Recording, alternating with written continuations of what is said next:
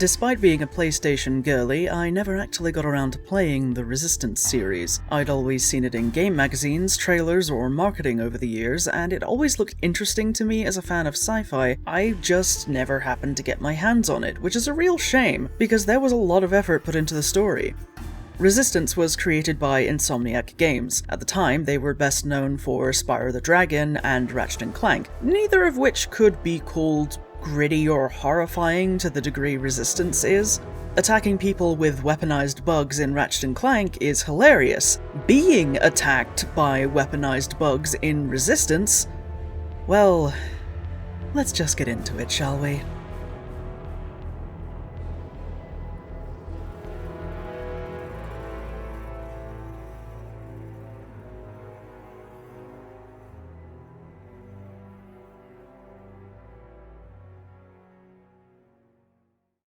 I just want to add here that while Insomniac is one of the studios named in the voice actors strike, the SAG-AFTRA website did not include any of the Resistance games in its database of struck works, so far as I could tell. I support the strike because AI should not replace the joys, passion, and skill of human expression, as creation is one of the fundamental things that makes us human.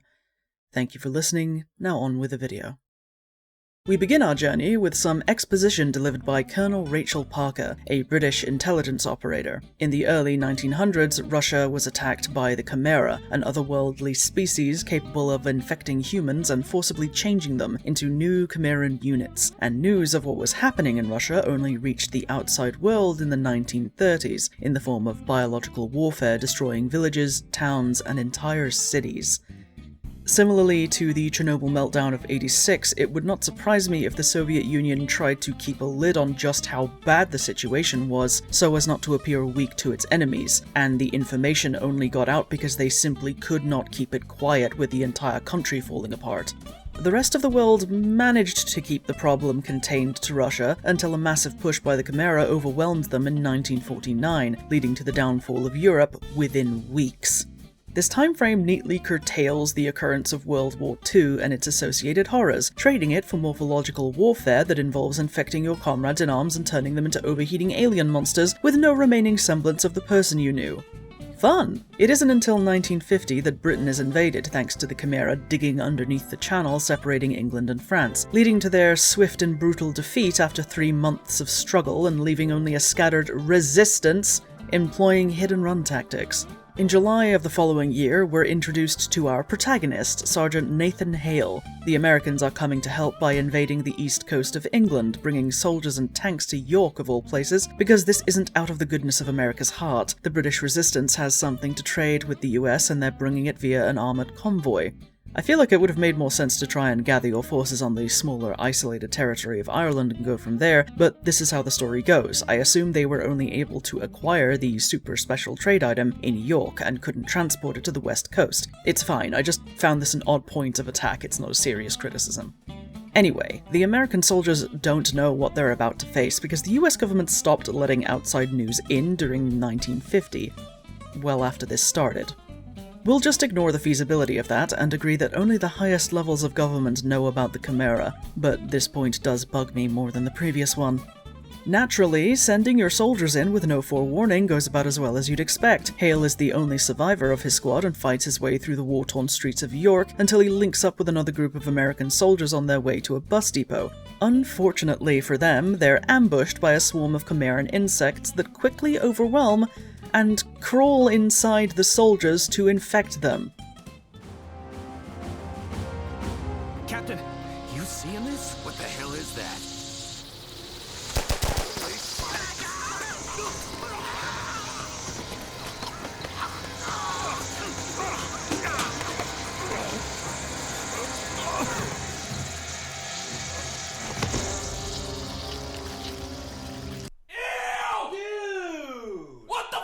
Voiceover by Colonel Parker relays that the information on Hale's infection was pieced together thanks to a journal recovered from the body of a medic. The details therein lined up with Hale's movements, and at this point in time, he is the only known person to wake up after being infected, as everyone else falls into a feverish coma and never wakes up again until they're either eaten, expire, or get converted.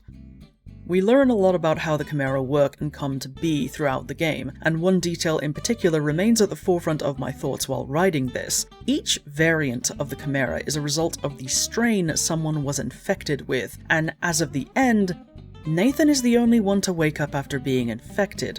So I'm curious to see if it's actually a resistance to the virus, or if this is the Chimera experimenting with a new strain.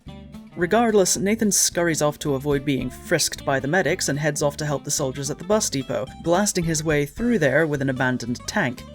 We managed to fight off several waves of enemies and secure the area for all of 2 minutes because the Chimera decided to take the kid gloves off and launched Spires. Spires serve as an automatic win button for the Chimera, releasing enough crawlers on a battlefield to make a locust blush and ensuring the incapacitation of every surviving human in the area. The dormant humans are then scooped up by floating spaghetti monsters called carriers and taken to conversion centers for processing. And these ones just so happen to bring us almost 50 miles southeast to Grimsby, where Colonel Parker and the surviving members of her convoy are also being held. They were captured without being infected first, so they'll be infected at the center instead. You know, unless Nathan happens to breach containment and rescues Parker. Hey! Over here! The console! Shoot the console! Bloody hell! Thanks for that. I'm Parker. Hey, Sergeant Hale, 1st Rangers. An American. We thought the Chimera stopped all of you in York. Chimera? Those creatures. Oh, you jammed it.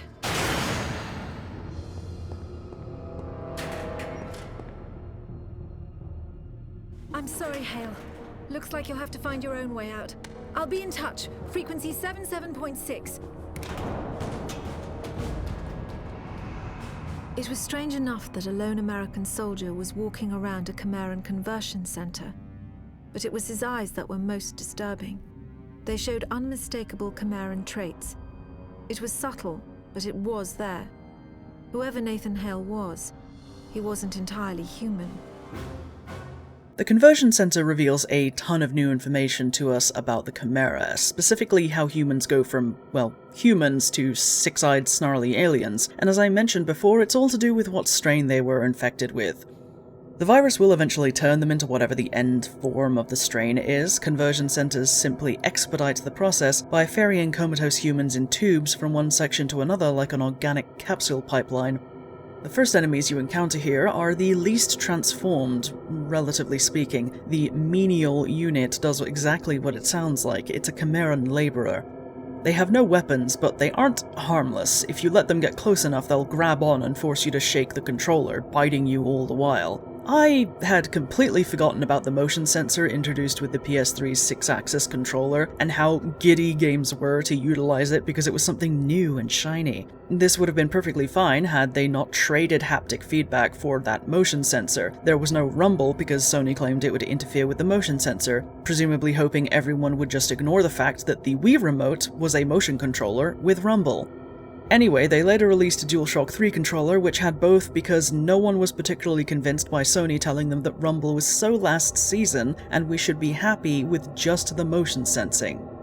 Moving on. We're shown more of the conversion process, which involves the infected being sealed into cocoons, and learn that hybrids, the foot soldiers of the Chimeran army, have the shortest gestation period, while the larger, more beastly critters can take months.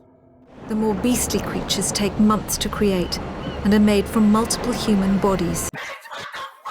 I found all of this fascinating, of course, because at this point I was trying to figure out if this was something created by humans that got wildly out of hand, or if it really was aliens. The fact that Russia's invasion seemed to spread from the east, where the American state of Alaska can be found, made me lean towards it being some manner of super soldier experiment that spun out of control. It's one step above unleashing a zombie virus on your enemy so you don't have to spend any soldiers of your own. The crawlers infect people, who then fall into a coma, menials and hybrids are created and burst out of the hospitals they would have been taken to. They start building bases, attacking, infecting more people using tactics and intelligence, and eventually sheer numbers would overwhelm the population.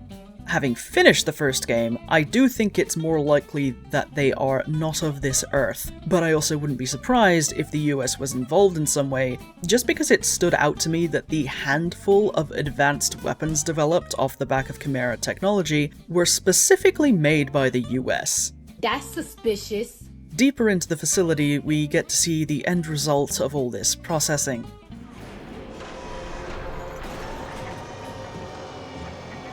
The final stage of the Chimeran conversion process is known as the birthing chamber. The cocoons are opened and new Chimera are born. In the case of hybrids, a cooling apparatus is fused into their bodies.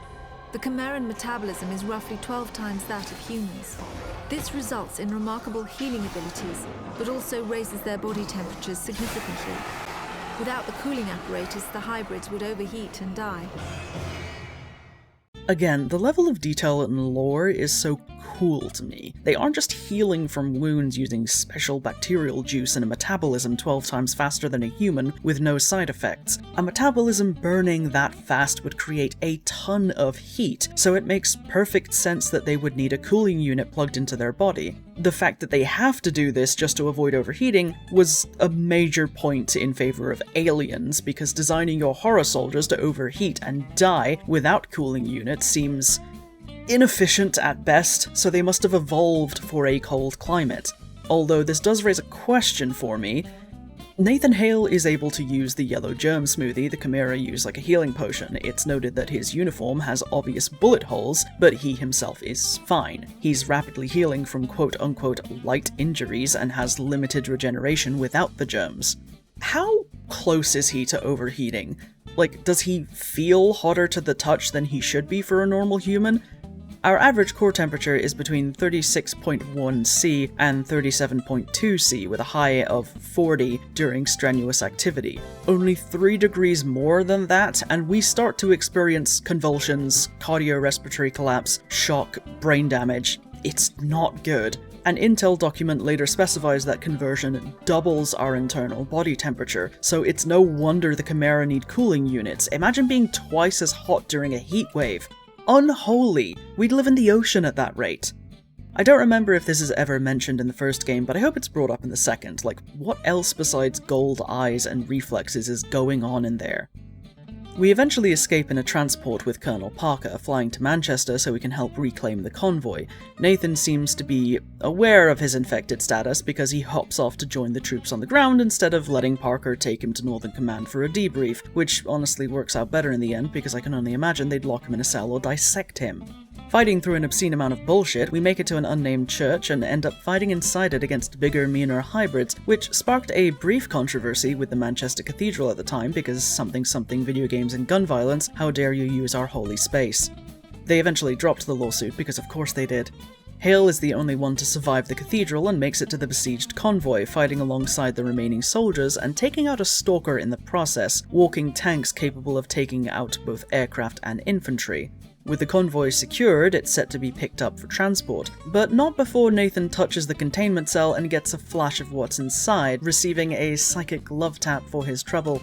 Parker swings by to pick up the cell and everyone else, including Hale, and they divert to Nottingham to weaken the Chimera's hold over the area, which is great and all, but that isn't where Manchester is. It's where Liverpool is, if anything. The fuck?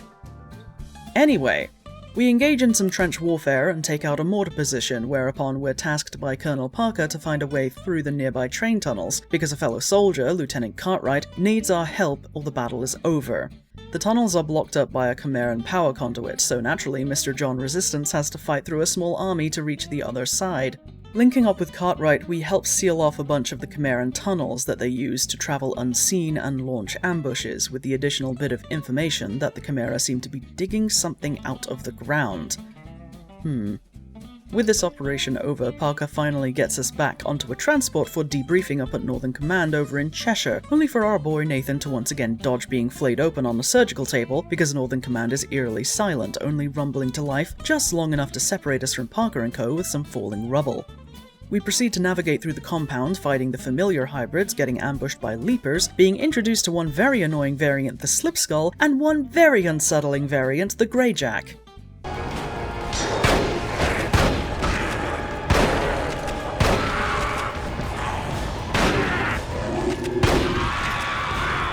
Parker directs us to restore power to avoid the Chimera taking back the Angel, which is the creature her convoy was transporting, an advanced, powerful strain of Chimera that has a level of psychic command over the lesser ones. In her recall of the events, Parker argues that Northern Command fell because the Angel was able to call the Chimera to it despite 12 inches of lead between it and the outside world. She also remarks that she wasn't sure which way it would go if Hale came into contact with the creature, and thanks to the radio dropping in and out, she couldn't warn him. Luckily for him, in the process of navigating the bunker, we come across a treasure trove of information regarding the Chimera Invasion. Where it started in Russia, autopsy records, European death tolls, vaccination attempts, and everything to do with the Angel in containment. Nathan makes it to the containment cell and proceeds to open it with the intent of killing the thing that drew so many Chimera to the base, receiving another psychic love tap before he empties the clip in its face, showing he can resist the influence of higher Chimera.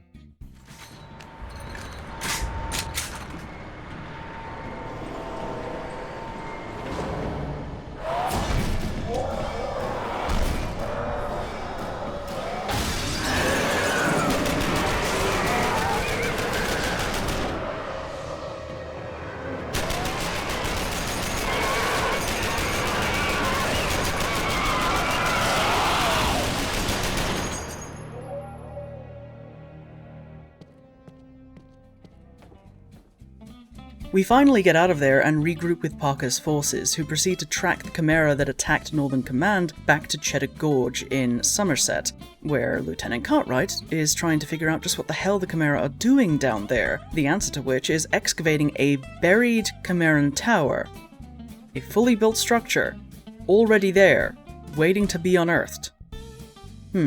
It's worth noting that Lieutenant Cartwright is the second person to realize that Hale is infected, but since he's been nothing but helpful thus far, Cartwright decides not to act on it and trusts Hale to continue helping him. Rushing off to Southern Command an hour's drive away, we find it under attack by the Chimera and fight until we reach the hangar to ensure we don't lose our planes. Being the protagonist, we succeed in this task, allowing the evacuation of survivors to Cardiff, and proceeding to get into a stalker with Cartwright to rain some explosive havoc down on the Chimera still outside.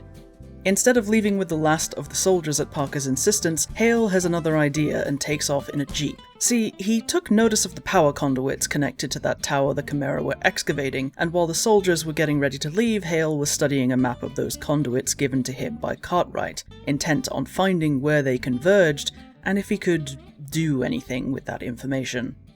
Naturally, following these conduits leads into the Chimeran tunnel system, extremely dangerous territory for any human to enter, which does not apply to us.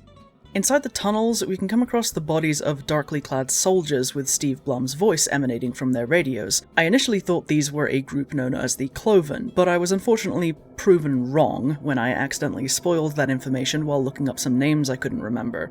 Speaking of the Cloven, they're a mysterious hostile group not encountered but heard about through the various intel documents. For whatever reason, they lured the Chimera to York before the Americans arrived by attacking and drawing their attention, only to duck and cover once they were in position. You'd think that means the Cloven are in league with them, only for another document to describe Cloven prisoners at a conversion center tearing open their wrists with their own teeth to avoid being infested with crawlers. Not to mention that they attack both humans and Chimera. Another document details the discovery of dead soldiers attacked by the Cloven, and the fact that the corpses have been eaten down to the bone, just like the Chimera do. This is backed up by a different note that describes the Cloven scavenging the bodies of the fallen. They're described in later notes as making sounds no human should make, stalking a squad of soldiers, picking them off one by one like a cat toying with a grounded bird. The loyalty commanded by their leader prompted some to cut their tongues out and hang themselves rather than be taken captive by the British resistance. Their name comes from the way they cut their fingertips down the middle and let them heal so there's a divot, a cleave. What I'm getting at here is that the Cloven sound absolutely horrifying, and I'm sad we don't encounter them in the main games.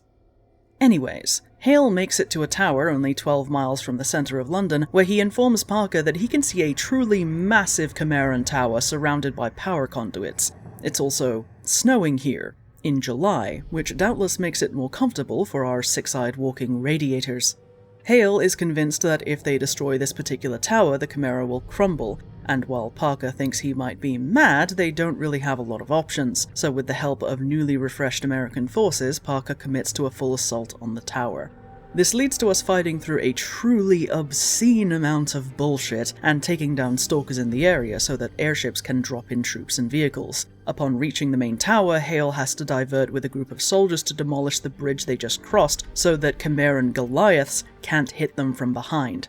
Once the bridge is down, Hale is ordered to back up Cartwright's team in destroying a secondary bridge the Goliaths are using to close the distance. Goliaths are what the Chimera use to deliver spires. If they can get in range, it's over. Thankfully, we succeed in destroying the second bridge and help Cartwright take out the one Goliath that managed to get through in a painfully tedious boss fight before heading off to blast our way into the main tower using the Chimera's own crab tanks against them. Sadly, we need to abandon it to actually get inside, and our lenient lieutenant promptly takes a widower claw to the gut after one of these spidery creeps randomly busts through a wall. He insists on keeping calm while Hale carries on, and we leave him propped up against a wall to watch the entrance. Don't worry, he lives and reunites with his daughter after this, which is nice considering he could have shot us for having luscious golden eyes, and didn't. This tower appears to be where they grow and hatch the Chimeran strain that results in angels, as we fight several of them along the way and can see angel-sized cocoons everywhere that I was paranoid would burst open at any moment to ruin my day. Thankfully, they did not. After many levels of combative audacity from the Chimera, we finally reach the reactor powering their little factory of horrors and destroy it, leaving very little time for an escape. Colonel Parker does try to keep the transport close enough for Hale to reach, but with no sign of him, the pilot gets out of there just in time to avoid an untimely death. We're too close, Captain! We've got to get clear! Hold this position! That's an order! It's too late! No one's coming out of there! I said...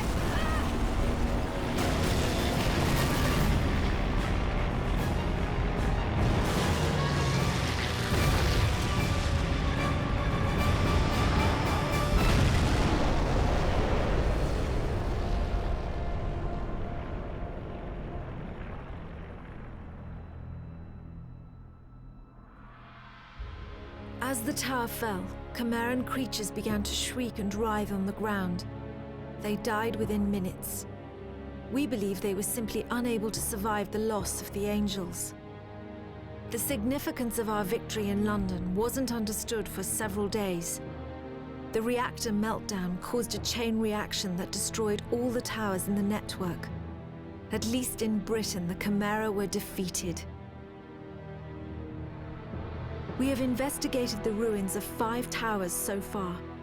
As we attempt to reverse engineer the complex technologies we find, the mystery of the Chimera only deepens. With combat subsided, the soldiers have been searching the rural villages for survivors. So far, we found 921 hiding in bunkers and basements, 78 of them children. Cartwright's youngest daughter, Angela, was among them. As for Nathan Hale, his body was never recovered. He was presumably incinerated inside the tower. The American military lists him as killed in action, July the 14th, 1951. A part of me still believes he might have escaped somehow. I even thought I heard his voice on the radio just after the tower exploded. I'll never know for sure. And just as I thought it was done, we're treated to a post-credits scene that shows Nathan actually survived the tower explosion. He's walking through heavy snow in a rural area when a VTOL descends, disgorging those mysterious soldiers we've seen throughout the game. He briefly considers dropping a grenade at his feet upon being surrounded by them, and after a tense moment, lets go of the grenade without arming it, allowing the soldiers to take him. Where and why is a mystery. At least until the second game, I assume.